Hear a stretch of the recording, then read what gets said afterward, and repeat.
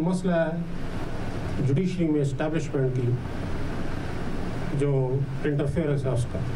हमारे पास कंप्लेंट्स आती हैं, हमारे पास ओरल कंप्लेंट्स आती हैं कि जुडिशरी में इंटरफेरेंस की जा रही है, जिसमें मुख्तलिफ इदारे, नाम लेना मुनासिब नहीं, मुलव्वस हैं। वक्ती परेशानियाँ ज़रूर आती हैं, लेकिन आपने लोगों की आंखों में आंखें डाल के इनको फेस करना है। इनकी किसी ब्लैकमेलिंग का शिकार नहीं होना, किसी किस्म की कुर्बानी देनी पड़े उससे द्रोह नहीं करना आपको। मुझे पूरा यकीन है ये जो इस्टेब्लिशमेंट की इंटरफेरेंस है जुडिशरी की, ये बहुत जल्द इसका इख्तिताम होगा। इस वक्त अदलिया के सामने इस्टेब्लिशमेंट की मदाखलत का मसला दरपेश है। अदलिया इस्टेब्लिशमेंट की मदाखलत के खिलाफ जिद्दोजहद कर रही है। इस मदाखलत का इख्तिताम जल्द होगा। Chief justice Lahore high court justice Malik Shahzad Ahmad का रावलपिंडी में तकरीब से खिताब। जस्टिस मलिक शहजाद ने कहा कि अदलिया में इदारों की मदाखलत की शिकायत सामने आती रहती हैं। 2-3 दिन पहले भी एक जज की शिकायत सामने आई है, जिसमें जज ने मदाखलत के सारे वाक़यात बयान किए हैं।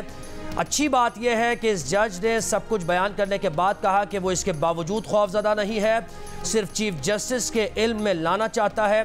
अदलिया को इस मदाखलत का सामना आंखों में आंखें डालकर करना है, किसी कुर्बानी से दरेग नहीं करना है।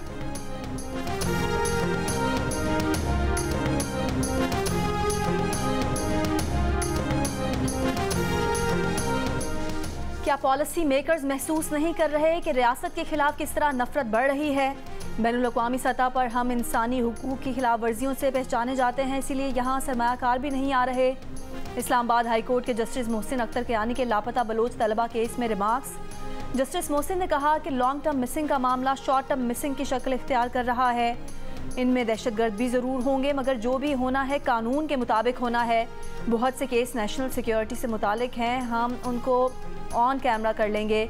लापता अफराद से मुतालिक ऑन कैमरा ब्रीफिंग दें, ये मसला हल होना चाहिए। ISI, MI, IB, CTD और FIA के अहदेदारों की कमेटी बनाई थी, क्या उस कमेटी ने कोई वर्किंग की है? एडिशनल अटॉर्नी जनरल ने बताया कि 95 लापता अफराद में से 91 को ट्रेस किया जा चुका है। लापता तलबा की वकील ईमान मजारी ने कहा कि इधर एक बयान दिया जाता है मगर बलोचिस्तान में कुछ और होता है। जस्टिस मोहसिन कियानी ने ईमान मजारी के लिए कहा कि एक लड़की पूरे पाकिस्तान की तरफ से खड़ी है।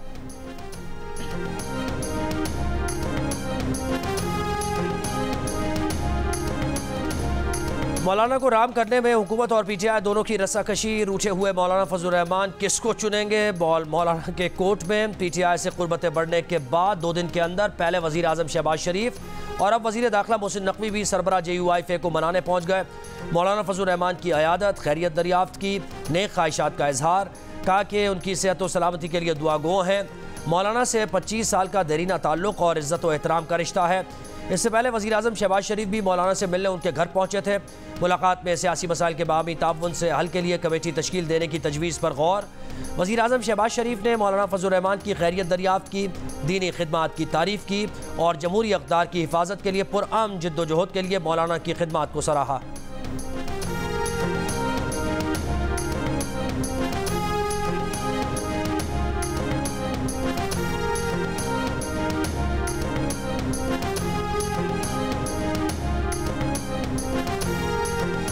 का मुज़ाकरात का मिशन बहुत अच्छा है, मकासद भी बहुत अच्छे हैं। खुदा न ख्वास्ता नवाज शरीफ या आसिफ अली ज़रदारी साहब जो हैं वो इसमें आपके साथ एग्री नहीं करते और ये लोग नहीं आते आपके साथ, तो फिर क्या होगा? बात ये, हमने तो यही एजेंडा उठाना है, जमहूर की हुक्मरानी, आइन की बालादस्ती। कोई हमारे साथ आए या ना आए, मैं किसी को वो नहीं करता, और जो लोग ये नहीं मानेंगे, धमकी कोई ना समझे, ऐसा वक्त आएगा कि ये घरों से भी नहीं निकल सकेंगे। अच्छा, घरों से आवाम बिफरे हुए हैं, आवाम को दो की रोटी नहीं मिल रही। बानी PTI के नामजद मुज़ाकरातकार महमूद अचकज़ई ने नवाज शरीफ और आसिफ जरदारी से बातचीत पर रजामंदी जाहिर कर दी। कहा कि उनकी तहरीक फ़ौज के खिलाफ नहीं, पाकिस्तान को एक मजबूत फ़ौज की ज़रूरत है। जियो न्यूज़ के प्रोग्राम कैपिटल टॉक में मेज़बान हामिद मीर के साथ बातचीत। कहा आसिफ जरदारी और नवाज शरीफ हमारे साथ ना आए तो एक वक्त ऐसा आएगा जब वो घरों से बाहर नहीं निकल सकेंगे। वज़ीर आज़म ने मौलाना फजल रहमान को सियासी मसाइल के बाहमी ताउन से हल के लिए कमेटी तश्कील देने की तजवीज़ पेश कर दी।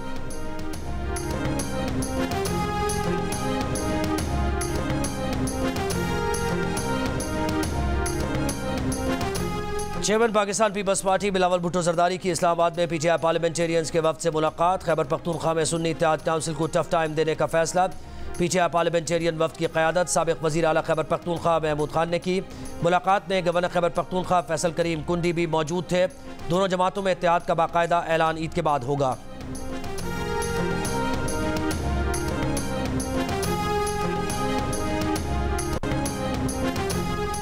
सिंध के सरकारी मुलाजमीन की तनख्वाहों में 30% तक इजाफे का इम्कान। काबीना ने 30 खरब रुपए से जायद की बजट तजावीज़ मंजूर कर ली। आइंदा माली साल का बजट कुछ देर बाद से असम्बली में पेश किया जाएगा। वज़ीर आला मुराद अली शाह की ज़ेर सदारत सूबाई काबीना के प्री बजट इजलास में ग्रेड 15 तक सरकारी मुलाजमीन की तनख्वाहों में 30%, जबकि सरकारी अफसरान की तनख्वाहों में 20% इजाफे की तजवीज़ पर गौर किया गया। रिटायर्ड मुलाजमीन की पेंशन में इजाफे की तजवीज़ भी इजलास में पेश की गई। सिंध में मजदूर की कम से कम उजरत 37,000 रुपये मुकर्रर करने की तजवीज़ भी मंजूर। सूबे में तरक्याती स्कीमों के लिए 493 अरब रुपये मुख्तस करने की तजवीज़। वज़ीर आला सिंध के मुताबिक चेयरमैन बिलावल भुट्टो के 10 नुकात पर अमल दरामद के हिसाब से बजट बनाया गया है। बजट में गुर्बत के खात्मे, आवाम को सहूलतें फराहम करने की तजावीज़ शामिल हैं।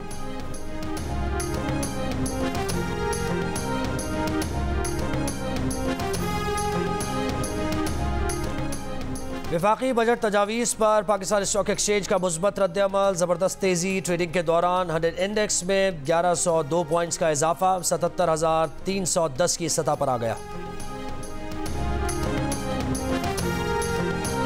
पाकिस्तान का बजट IMF के साथ कर्ज प्रोग्राम के लिए मुज़ाकरात में मददगार होगा। महंगाई की वजह से समाजी तनाव दोबारा पैदा हो सकता है। हुकूमत के पास मजबूत इलेक्टोरल मैंडेट न होने की वजह से इस्लाहात पर अमल मुश्किल हो सकता है। बैनुल अक़वामी रेटिंग एजेंसी मूडीज़ ने खबरदार कर दिया। पाकिस्तान के बजट पर तबसरा करते हुए कहा कि पाकिस्तान ने शरह नमू का हदफ 3.6% रख कर IMF को खुश करने की कोशिश की है। इस्लाहात पर कायम रहना बजट अहदाफ के हुसूल के लिए अहम होगा। हुकूमत का आधे से ज़्यादा रेवेन्यू सूद की अदायगी पर खर्च होगा। महंगाई का इस्लाहात के प्रोग्राम पर असर हो सकता है। मूडीज़ का कहना है कि माली इस्तेहकाम के लिए टैक्सों में इजाफे और शरह नमू पर इन्हसार किया गया है। रेवेन्यू में 40% इजाफा टैक्सों में इजाफे की वजह से है। तवानाई के शोबे में 1.4 ट्रिलियन रुपए सब्सिडी जाहिर करती है कि इस शोबे में इस्लाहात महदूद हैं।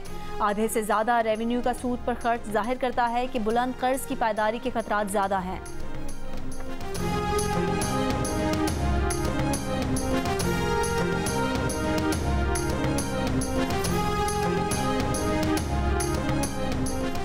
वज़ीर आज़म शहबाज शरीफ से साबिक़ गवर्नर स्टेट बैंक रज़ा बाकर की आलमी शोहरत याफ्ता कंसल्टेंसी फ़र्म के वफ्द के हमरा मुलाकात। शहबाज शरीफ ने कहा कि सरमायाकारी मुआहदों को आलमी शोहरत याफ्ता फ़र्म्स की मुशावरत से पाया तकमील तक पहुँचाया जाए। हुकूमत के हजूम में कमी निज़ाम मौसर बनाने के लिए भी आलमी शोहरत याफ्ता फ़र्म्स से मुशावरत की जाएगी। मुल्क की मईशत की तरक्की में निजी शोबे का कलीदी किरदार है। हुकूमत मईशत की बहाली के लिए निजी शोबे को तमाम तर सहूलियात फराहम करेगी।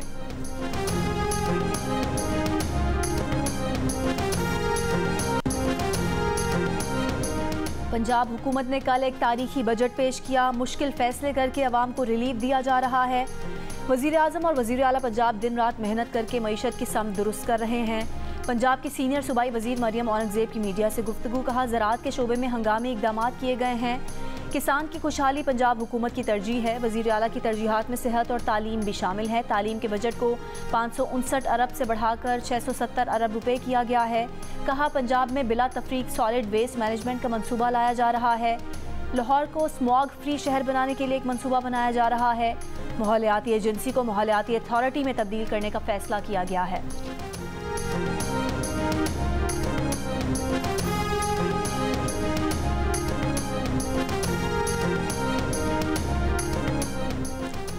साबिक़ चेयरमैन सेनेट रज़ा रब्बानी का कहना है कि हुकूमत ने महदूद मालियाती स्पेस की वजह से तनख्वाहदार तबके को रिलीफ से मुआवजत की। हुकूमत ने तालीम और सेहत के शोबे को रिलीफ फराहम करने में भी बेबसी जाहिर की।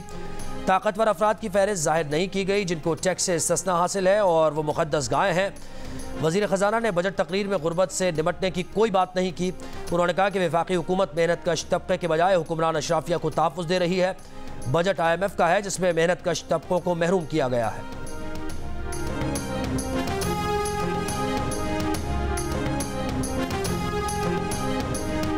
बजट पर मुशावरत कर लेते तो आज ओनरशिप भी मिलती और इनपुट भी मिलता। हम हुकूमत को सपोर्ट करना चाहते हैं, इनके साथ मिलकर काम करना चाहते हैं। वज़ीर आज़म नून लीग के हैं, काबीना उनके पास है। वज़ीर आज़म को भी अपनी टीम से पूछना चाहिए। तर्जुमान पाकिस्तान पीपल्स पार्टी शाजिया मरी की जियो पाकिस्तान में गुफ्तगू, कहा हमसे की गई कमिटमेंट की खिलाफ वर्जी की गई, इस तरह कितना अरसा चल सकता है। उन्होंने कहा कि पीपल्स पार्टी ब्लैकमेल करने पर यकीन नहीं रखती, सियासी मुज़ाकरात पर यकीन रखती है।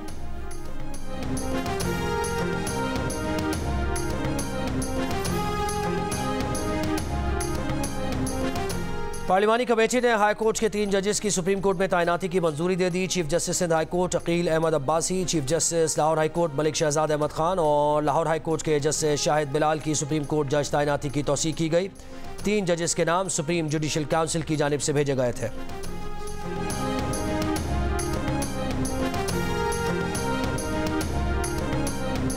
लाहौर हाई कोर्ट ने हद तक इज्जत कानून पर अमल दरामद से रोक दिया, कानून को अदालती फैसले से मशरूत कर दिया।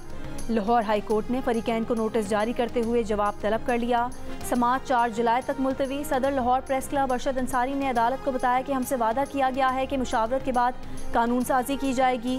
हुकूमत ने मुशावरत की और ना ही उसमें मौजूद सुकम दूर की है।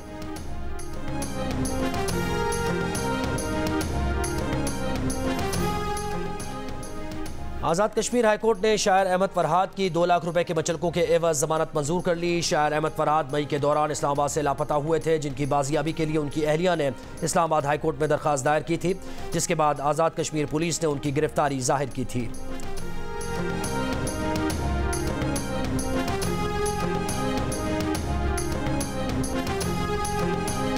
दौरान इद्दत निकाह केस में सजा के खिलाफ अपीलों की जल्द समाअत और सजा मुअत्तली की दरख्वास्तों पर अदालत ने फरीकैन को नोटिस जारी कर दिए। सेशन जज का खाबर मानिका के वकील को आइंदा समाअत पर पेश होने का हुक्म, कहा अदम पेशी पर रिकॉर्ड देखकर फैसला कर दिया जाएगा। समाअत 21 जून तक मुलतवी।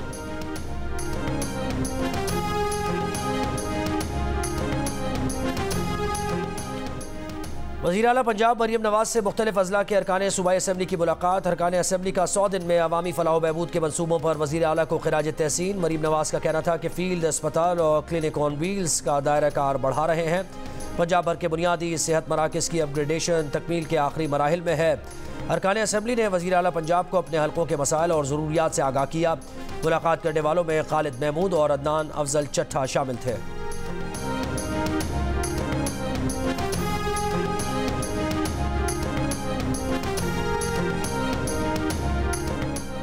वज़ीर आज़म शहबाज शरीफ का आज कौम से खिताब का इम्कान। वज़ीर आज़म खिताब में बजट पर कौम को एतमाद मिलेंगे। वज़ीर आज़म खिताब में चीन के दौरे से मुतालिक भी बात करेंगे। मनासिक हज का आगाज़ हो गया। पाकिस्तान समेत दुनिया भर से आए आज़मीन हज मिना रवाना। गर्मी से बचने के लिए बेशतर आज़मीन हज को बसेस के ज़रिए वादी बिना पहुँचाया गया। दुनिया भर से 15 लाख से ज़ायद आज़मीन हज सऊदी अरब पहुँचे हैं। 1,60,000 पाकिस्तानी भी फ़रीज़ा हज अदा करेंगे। तकरीबन 4 लाख मकामी आज़मीन फ़रीज़ा हज अदा करेंगे। मवेशी मंडियां ज़मीन पर, लेकिन कीमतें आसमान को छूने लगी। ईद कुर्बान में 3 रोज़ रह गए। बकरे, गाय, बैल, ऊँट की खरीदारी के लिए अवाम ने मंडियों का रुख कर लिया। व्यापारियों और ख़रीदारों में मोल भाव और बहसो तकरार जारी। शहरियों के मवेशी महंगे और व्यापारियों के खरीदार ना होने के शिकवे। बच्चे कुर्बानी के जानवरों की आवभगत और सजावट में मसरूफ़। छुरियाँ चाकू तेज़ कराने वालों की भी चांदी। मुँह मांगी कीमत वसूल करने लगे।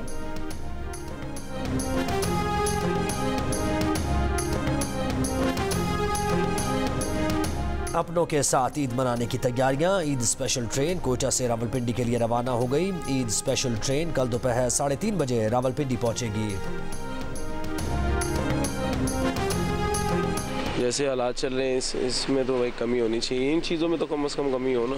इतनी महंगाई है तो ये दूध की कीमत में भी अभी नहीं करना चाहिए। 5 किलो दूध मैंने लिया, 1,000 रुपये का लेता था, अब 1100 देने पड़ रहे हैं।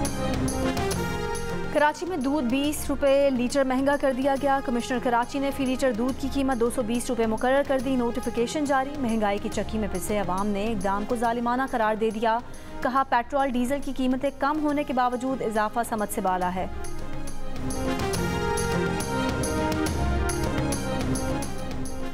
सिंध, पंजाब, खैबर पख्तूनख्वा और बलूचिस्तान में गर्मी की शिद्दत फिर बढ़ गई। सिब्बी 48 डिग्री के साथ मुल्क का गर्म तरीन शहर। जेहलम, दादू, डेरा इस्माइल खान और बन्नू में दर्जा हरारत 46, फैसलाबाद, डेरा गाजी खान, सरगोदा और नौकुंडी 45, बावलपुर, साहिवाल, मुल्तान और नवाबशाह 44, चकवाल और सक्खर में 43 डिग्री रिकॉर्ड किया गया। लाहौर में 43 डिग्री की गर्मी 46, इस्लामाबाद में 41 डिग्री की गर्मी 42, पेशावर में 39 डिग्री की गर्मी 41, कोयटा और कराची में 35 डिग्री की गर्मी 37 डिग्री महसूस की गई।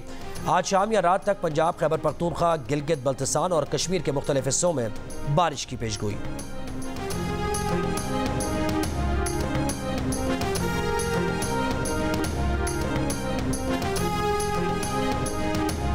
गुजरावाला में फतुमंड के करीब 2 मंजिला इमारत में सिलेंडर धमाका। इमारत का ऊपर का हिस्सा मुतासर, एक शख्स जाँ भाग।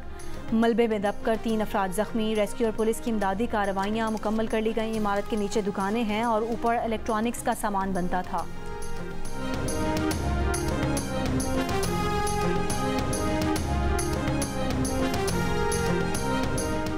नौशेरा में शौहर ने बीवी और उसके वालिदैन को फायरिंग करके कत्ल कर दिया। मुलजिम फरार। DPO नौशेरा के मुताबिक मुलजिम यासिर की बीवी गुज़श्ता 4 माह से नाराज़ होकर मैके में थी। मुलजिम अपनी बीवी को घर ले जाने के लिए ससुराल पहुंचा। ससुरालियों के इनकार पर मुलजिम ने अपनी सास, ससुर और बीवी पर फायरिंग कर दी। लाशें DHQ अस्पताल मुंतकिल। मुलजिम की तलाश जारी।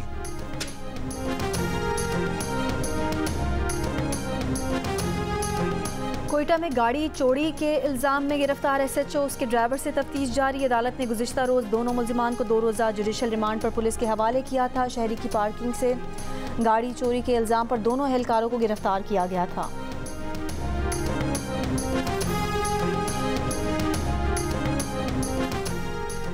नसीराबाद में ट्रांसपोर्टर्स का कस्टम्स और FC के रवैये के खिलाफ एहतजाज। सिंध बलूचिस्तान कौमी शाहराह ट्रैफिक के लिए ब्लॉक कर दी। मुजाहिरीन का कहना है कि कस्टम्स और FC एहलकार बिला जवाज़ मुसाफिर कोचेस को रोकते हैं। इसके बायस कौमी शाहराह पर ट्रैफिक की रवानी मुतासर।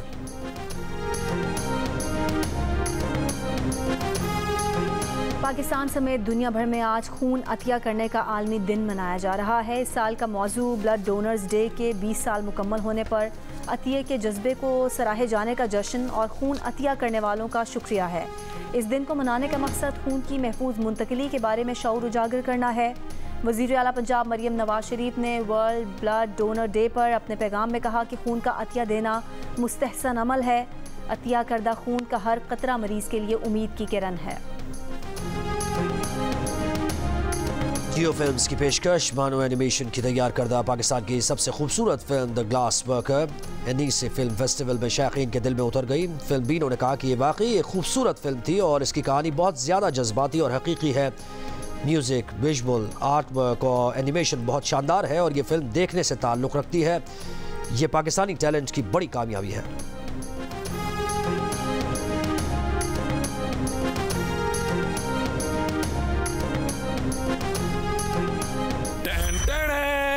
The Donkey King is back. सारे बाबा, डैडी, अब्बू, पप्पा तैयार हो जाएं।